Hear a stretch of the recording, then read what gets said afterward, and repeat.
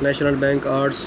To correct the problem of the free banking era, Congress passed the National Bank Acts of the 1863 to 1864, which created the United States national banking system and provided for a system of the banking to be chartered by the federal government. The National Bank Act encouraged the development of a national currency backed by the bank holding of U.S. Treasury Secretaries. It established the office of the Controller of the Currency as a part of the United States Department of the Treasury, authorizing it to examine and regulate nationally chartered bank. Congress passed the National Bank Act in attempts to retrieve the greenbacks that it had issued to finance the North efforts in the American Civil War as an additional incentives for the banks to submit to federal supervision. In 1865, Congress banned taxing any of state bank notes, also called the bills of credit or scrips, a standard rate of the 10%, which encouraged many states banks to become national ones. This tax also gave rise to the another response by the state banks with the widespread adoption of the demand deposit accounts, also known as the checking accounts. By the 1880s, deposit accounts had changed the primary source of the revenue for the many banks. The result of the events is what is known as the dual banking system. New banks may choose either state or national charters. A bank also can convert its charter from one to the other. At first, this new national banking system grew very fast at the expense of the state banks, but state banks quickly recaptured as the checking sector began to expand. Additionally, capital recruitment for state banks were reduced, which added their resurgencies.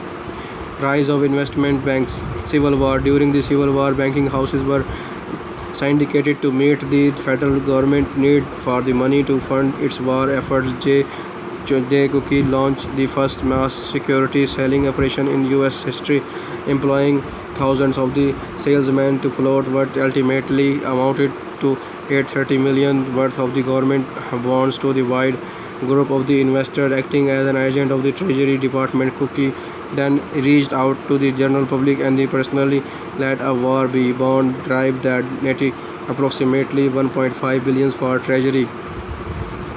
Surging demand for the capital in the Gilt Age. The rise of the commercial banking sector coincided with the growth of the early factories, since the entrepreneur had to rely on a commercial banks in the order to fund their own projects. Because of this need for the capital, many banks began to arise by the late 19th century. By the 1880s, New England becomes one of the most heavily banked areas in the world.